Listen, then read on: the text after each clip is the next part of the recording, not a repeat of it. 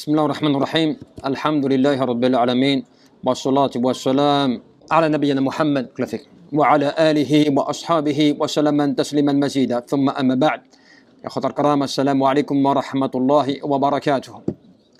Inch'Allah, يا أخوة الكرام, nous allons aborder aujourd'hui, Inch'Allah, un hadith رواه الإمام البخاري في الصحيح, et qu'un hadith en fait qui doit nous rappeler à quel point il est important bien, de se fier à l'adoration d'Allah subhanahu wa ta'ala, mais surtout de faire attention au suivi de la sunna du prophète Mohammed alayhi salatu wa salam. Il nous dit, le prophète alayhi salatu wa salam, dans ce hadith al-sahih, il nous dit ana faratukun ala al-hawdi faman waradahu shariba minhu wa man sharaba minhu lam yadhma'u ba'dahu abada. Il nous dit que au paradis, il va être près de son bassin et qu'il va nous attendre près de son bassin. Et il nous dit, ce bassin-là, c'est un bassin dans lequel la personne, lorsqu'elle va boire de son contenu, elle n'aura plus jamais soif. La baridu ya'ni ala aqwamu a'rafuhum wa ya'rifuni. Et il va voir de son bassin, il verra des gens qu'il connaît et des gens qui le connaissent.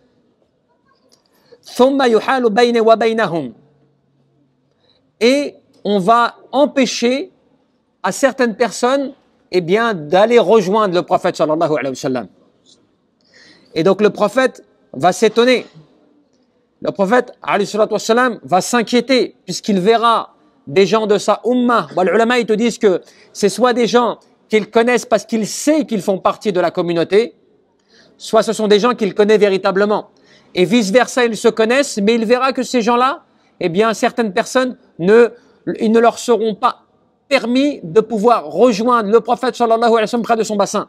Et donc le prophète va s'inquiéter et il va s'adresser à Allah azza wa jalla en disant « Innahum minni, ya Allah » ils font partie, oh Allah, des gens de ma communauté, des miens. Donc le prophète sallallahu alayhi wa sallam va s'inquiéter pour eux. Et fayuqalu, et il sera dit au prophète la tadri ma baddalu ba'dak. Et il lui sera dit mais tu ne sais pas comment ce qu'ils ont changé après toi. Mais tu ne sais pas comment ce qu'ils ont changé après toi. Et le prophète alayhi salatu wa sallam, en entendant cela, il dira suhqan suhqan liman baddal man baddala ba'di. Et il dira dans ces cas-là que me soit éloigné, que soit perdu ou éloigné par deux fois, ceux qui auront changé après moi. Vous voyez? Déjà, ce hadith, il te donne l'information que ce n'est pas parce que tu es musulman, parce que tu es musulman, parce que tu adores Allah Azza wa Jal, qu'automatiquement tu réunis en toi toutes les caractéristiques te permettant d'être agréé, ou de pouvoir voir le prophète comme tu le veux, de vouloir le rejoindre comme tu le veux, de toutes ces caractéristiques. Qu'il y a des conditions. Et parmi les grandes conditions, parmi la grande caractéristique qui est mentionnée dans ce hadith, c'est lequel? C'est laquelle? C'est le fait que la personne, à un moment, elle a changé de comment ce qu'elle devait être en tant que pratiquante. Et par rapport à ce que le prophète, en fait, il était. Le prophète, il était d'une méthodologie, il était d'une voie. Il avait une voie. Il nous a appris, il nous a enseigné des choses par rapport à cela, comment toi tu es aujourd'hui. ففي هذا الحديث يخبر النبي صلى الله عليه وسلم عن مشهد من مشاهد يوم القيامة. Le prophète, il te démontre là, il te témoigne d'une situation qui va se passer le jour de la résurrection. Vous imaginez le prophète qui sera à son bassin, mais il ne sera pas simplement à son bassin comme cela. Il est à son bassin et en plus, il attend que les gens viennent le rejoindre. Il attend que les musulmans viennent le rejoindre. D'accord?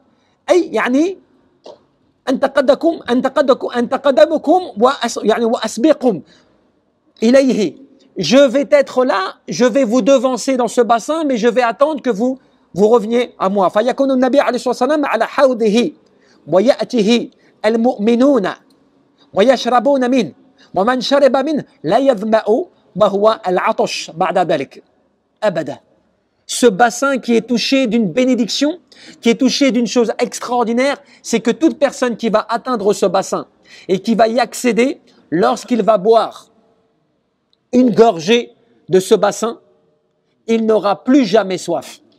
Alors tu vas me poser la question, mais alors, qu'en est-il des récompenses qui sont mentionnées dans le Coran? Bon, Allah Azza wa Jal te dit qu'ils boiront, qu'ils mangeront, qu'ils seront comme cela au paradis, à profiter de cela. Ce ne sera plus une nourriture ou une boisson par nécessité. Aujourd'hui, toi, tu bois et tu manges parce que tu as besoin de boire et de manger. Et que si tu ne consommes pas ni de boisson, ni d'eau, ni de nourriture, tu vas mourir. Mais au paradis, c'est un plaisir. C'est comme si quelque part, on te faisait goûter une chose. C'est la première fois que tu la goûtes, cette chose-là. On te fait goûter une chose et tu as un plaisir qui est bien plus important que le fait simplement de te couper la soif, à boire ou à manger. C'est un plaisir qui est extraordinaire au moment où tu le goûtes parce que tu découvres une nourriture ou quelque chose que tu n'avais jamais goûté dans ta vie. Eh bien, au paradis, c'est cela, mais comme jamais tu as imaginé, comme jamais tu aurais pu penser, mais cela à chaque fois que tu vas consommer. Puisqu'Allah Azza wa Jal va mettre cette beauté, cette chose extraordinaire fait le Jannah. Et c'est comme cela que la personne, quand elle va boire de ce bassin, elle n'aura plus jamais soif. En fait, elle n'aura techniquement plus besoin de boire en réalité à la base, mais ça va être du plaisir, de profiter de tout ce qui est mis à sa disposition, sans qu'elle en ait vraiment besoin. ثم يأتي الناس يعرفونهم. النبي صلى الله عليه وسلم يعني على سباب منعهم فيقال له إنهم غير وبدلوا بعدك. Et donc il verra des gens qu'ils vont connaître. Il va connaître des gens de sa ummah, des gens qui normalement devaient le rejoindre et ils leur seront interdits de pouvoir rejoindre le prophète. Et cela à cause de quoi? Quelle est la cause? La cause en est qu'ils ont changé après la mort du prophète. Cela veut dire que ce qu'il t'a enseigné le prophète, que ce que toi tu sais du prophète, tu ne l'as pas appliqué dans ta vie. Pire que cela, tu as fait des choses qui n'ont pas de fondement, qui n'ont pas de racines. D'où l'importance, tu comprends, wa alaykum bis sunnati. Tu vois le hadith, quand le prophète te dit, accrochez-vous à ma sunna. Suivez ma sunna. Cela pour dire quoi? Attachez-vous à ce que je vous ai appris, à ce que je vous ai montré, pour que vous puissiez rentrer fil jannah. Puisque le prophète a dit, Kul ummati yadkhulul jannah illa man aba. Toute ma communauté va entrer au paradis en dehors de celui qui aura refusé. Wa qila ya Rasulullah. Et les compagnons se sont étonnés lorsqu'ils ont entendu le prophète dire que tout le monde entrera au paradis en dehors de celui qui aura refusé. Ils se sont étonnés. Ils ont dit, Ya Rasulullah, qui peut refuser de vouloir rentrer au jardin du paradis? Qui peut refuser de vouloir accéder au jardin éternel? Le prophète a dit, celui qui va m'obéir, il entrera au paradis. Mais celui qui va me désobéir aura refusé d'y entrer. Donc là, tu comprends quoi? Tu comprends que parmi les plus grandes conditions qui te permettent aussi d'accéder au paradis, il y a le fait, bien sûr, que tu obéisses à Allah Azza wa Jal, mais que aussi que tu obéisses au prophète et que tu le suives. Celui qui obéit à Allah et à son prophète, voilà celui qui va atteindre la véritable réussite.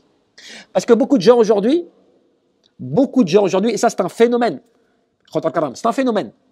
Les gens aujourd'hui, on est dans une pratique de l'islam qui est une pratique basée soit sur l'urf, sur des coutumes, c'est l'habitude, c'est la coutume, c'est ce qui t'a été appris depuis toujours, ou bien sur, on va dire, al-qiyas, un raisonnement par analogie. C'est toi tout seul qui imagine ce qui est le khair et ce qui est shar, le bien et le mal. Au point même qu'aujourd'hui maintenant, on peut te dire, attention, ceci est mauvais pour toi, toi tu vas peut-être pas l'accepter. Parce que cela va à l'encontre de tes passions. Parce que cela va à l'encontre de tes intérêts. Mais tu sais que lorsque tu n'acceptes pas, et c'est une information qu'il est important de réfléchir. En fait, il est important que le musulman, à un moment, il arrête d'être, tu vois, dans une réflexion juste littéraire. C'est-à-dire qu'en fait, tu lis ce que tu lis, toi, tu lis des livres, tu apprends, mais tu rentres pas en profondeur. Tu vois, quand tu réfléchis au fait que lorsque toi, à un moment, tu refuses l'ordre d'Allah Azza wa Jal, Amar Allah wa Rasul, l'ordre d'Allah et son prophète, par rapport à une chose que tu dois mettre en application dans ta religion, eh bien, pour des questions d'intérêt personnel, parce que ça ne te convient pas, parce que ça ne t'arrange pas, et des choses comme cela, qu'est-ce qui se passe? Tu es en train de faire indirectement, c'est un exemple, tu es en train de faire indirectement ce que faisaient les Quraysh à l'époque du prophète Mohammed. Qu'est-ce qu'ils ont fait les Quraysh? Ils savaient que le prophète, il était l'envoyé d'Allah. Certains, beaucoup d'entre eux, ils étaient certains que c'était l'envoyé d'Allah. Ils avaient cette conviction qu'il était l'envoyé d'Allah. Mais ils n'ont pas voulu le suivre et ils n'ont pas cru en lui à cause de quoi? À cause de leur intérêt personnel. Ils se sont dit, si on commence à obéir à tout ce qu'il nous dit et qu'on se met à adorer qu'un Dieu unique, qu'est-ce qui va se passer? On va délaisser nos commerces, nos ventes de statuettes, de tout cela. Tous les gens qui viennent du monde entier chaque année pour le pèlerinage, où on vend tout ce qu'on vend et qu'on se fait des richesses, ça va plus marcher tout cela. Il y aura l'équité, le partage, il y aura tout cela. Pour des intérêts mondains, eh bien, beaucoup de gens à l'époque du prophète n'ont pas voulu croire. Parce qu'ils avaient peur pour leur commerce, ils avaient peur pour leurs intérêts, ils avaient peur pour leur pouvoir, ils avaient peur, tu vois, pour leurs relations tribales. Donc, d'un autre niveau, quand tu réfléchis, quand tu vois que tu as l'ordre d'Allah Azza wa Jalla et de son prophète, que tu dois respecter dans ta vie normalement, tu dois respecter ça normalement, mais que tu le fais pas parce que ça t'arrange pas. Ça ne te convient pas. Tu vois? Et c'est vrai que je cite souvent l'exemple, mais c'est pas un exemple qui fait plaisir tout le temps à entendre, mais c'est une réalité, c'est une réalité. Quand quelqu'un vient demander ta fille en mariage, et que cet homme-là, c'est pas quelqu'un qui fait partie soit de ton pays, ou soit de ton village, ou soit de ta contrée géographique, et tu le refuses comme cela pour rien. Maintenant, ça ne veut pas dire que tu as le droit de choisir un critère. Oui, je préfère qu'il soit parmi les proches, parmi la famille, des choses comme ça. Tu as des critères que tu peux sélectionner qui te sont permis. Mais quand tu refuses, alors que tu n'as rien d'autre, et que même, voire mieux que cela, ta fille a choisi, ta fille ou ton fils même, parce que c'est valable pour les deux, ils ont choisi quelqu'un qui, pour eux, convient le mieux par rapport à leur religion, ad-din ou l'iman, pour se rapprocher d'Allah subhanahu wa ta'ala. Et toi, tu refuses comme cela, pour rien. Pour des questions de, ça convient pas avec tes passions, avec tes coutumes, avec ceci, avec cela, mais c'est batal, parce qu'en réalité, toute condition qui n'est pas tirée du livre d'Allah Azza wa Jal, eh bien, c'est caduque.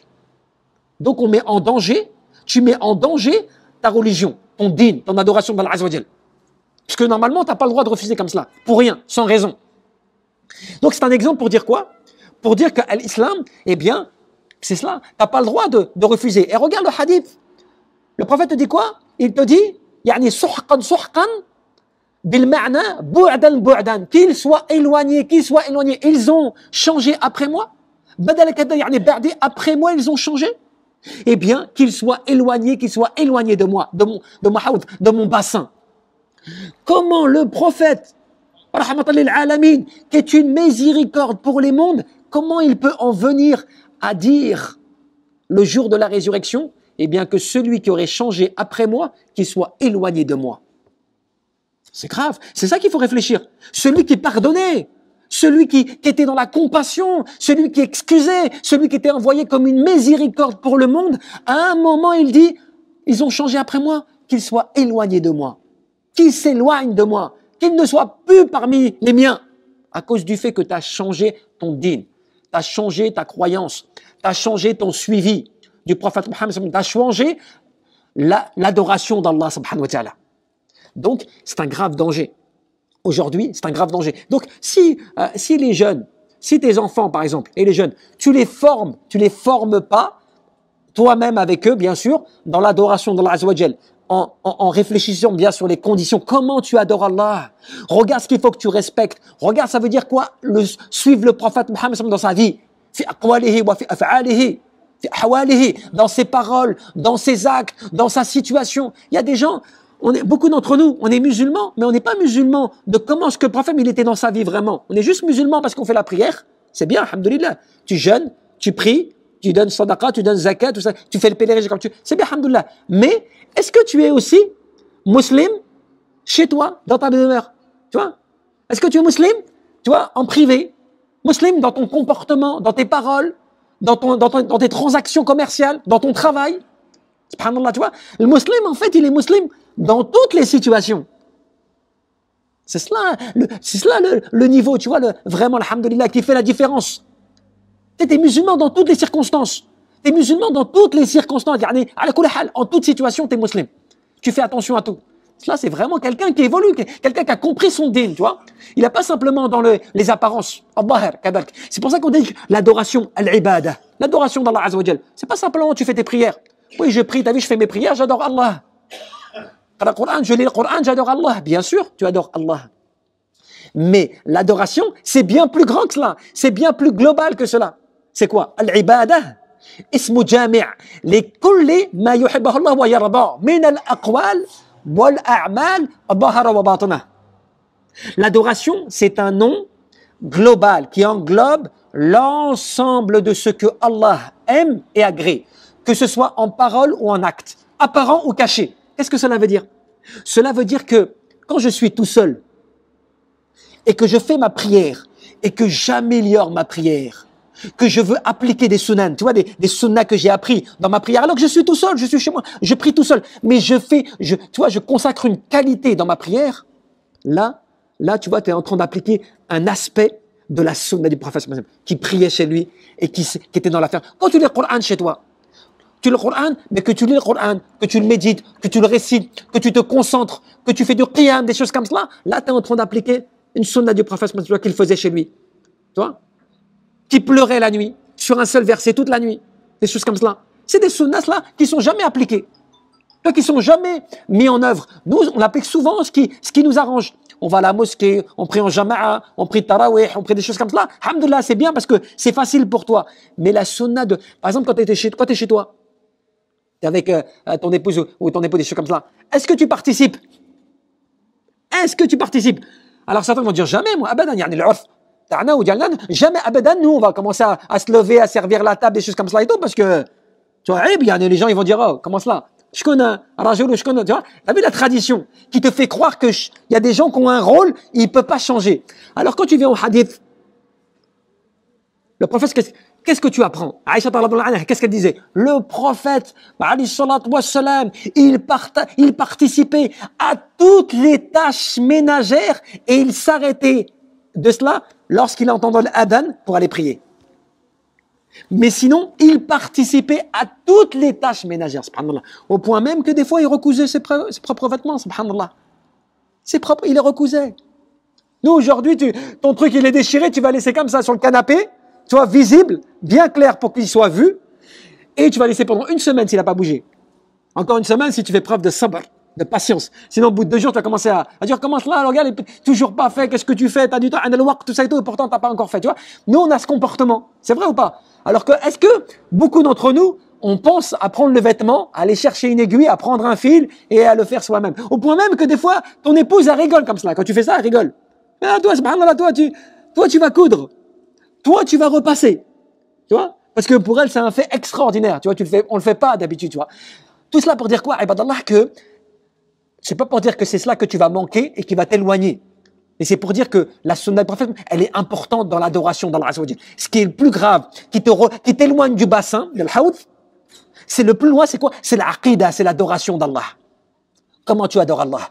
Comment tu pries? Comment tu vois, par exemple, si tu vas, yani fil hajj ou l'umra, et tu commences à faire des choses comme cela là-bas, des munkarat ou des mukhalafat qui sont graves, que le prophète, il n'en a jamais fait. Tu vas commencer à te coller sur la porte, à t'essuyer dessus. Tu vas sur le maqam d'Ibrahim, tu vas commencer à l'embrasser, à le toucher. Tu vas espérer que comme quoi il y a une bénédiction. Ça, c'est des choses qui n'ont jamais été apprises, qui font jamais partie de la sunna. Tu vois? Et c'est des choses comme ça qui peuvent t'éloigner. Tu vois? Plein de choses comme ça, elles sont multiples. Tu vois? Mais on oublie cela. Tu vois? Par exemple, tu vas, à l'intérieur même de du mosquée de la sunna, raka'atain, tu sors les raka'atain, tu te lèves, tu t'en vas. Quand les gens ils font 2 raka'a, 4, 6, 8, 10, 12, il n'y a plus de tashahhud. Tu vois, ils s'arrêtent pas, ils veulent pas lâcher la place. Tu vois, parce qu'ils se disent, il faut que j'en profite jusqu'au bout. Tu vois, comme une consommation. Tu vois, comme tu vas à Carrefour, par exemple, ou je ne sais quoi, il y a une réclame extraordinaire, tu as besoin d'une chose, tu vas en acheter 10. tu vas en acheter 20. Pourquoi? Parce que c'est une réclame spécifique dont le prix est spécifique. Donc, je vais en profiter, tu vois, donc par exagération. Et bien là-bas, c'est comme cela. Le prophète sallallahu alayhi wa sallam te dit, raka'atayn, 2 raka'a. Tu fais à cet endroit-là. Toi, tu viens, tu fais 2, 4, 6, 8, 10, 12, au point que les gens ils sont derrière, ils se bousculent. Presque ils vont tomber sur toi, tellement ils attendent que tu termines, tu vois. Et donc, il y a plein de choses comme cela que tu commences à modifier dans l'adoration d'Allah, à modifier dans ton rapprochement d'Allah Azza wa Jal. C'est pas pour dire que c'est ces choses-là qui vont t'éloigner, mais c'est cela, plus cela, plus cela, plus cela, plus cela que tu vas accumuler, qui peut être grave à la fin de la balance. والله أعلم وصل تبارك وتعالى وأن يرزقنا الإخلاص في القول والعمل والنية إلى سبيل ربك بالحكمة والموعظة الحسنة وجادلهم بالتي هي أحسن